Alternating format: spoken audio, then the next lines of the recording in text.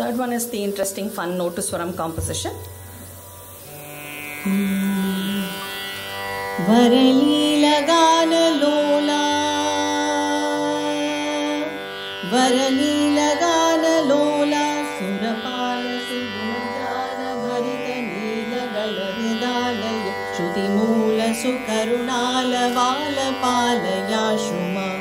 Suravanditapta Brinda, Varamandara Dhara Sundara Kara Kundara Dana Indu Mukha Sanandananu Nandanandanendiravara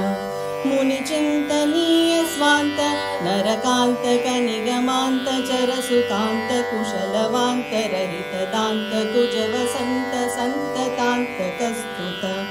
Varapusha Vamsabhusha Lataposhana Mridubhashana Ripubhishana Naravesha Anagaposhana Varasesha Bhusha Toshita Nagha Sukhavesha Hrinnivesha Jagadesha Kubhavapasha Rahita Srisha Suraganesha Hita Jalesha Shayana Kesha Vashamesha Durlabha Ranadhira Sarvasara Sukumara Buddha Vihara Danuja Neeradhara Samirana Karuna Rasa Paripurna Jara Chora Pahima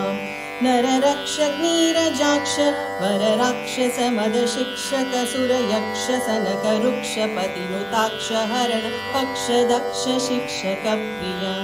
Raghuraja Tyagaraja Nutaraja Divasaraja Nayana Bhoja Gadavanaja Janakaraja Sutaviraja Raja Raja Pujita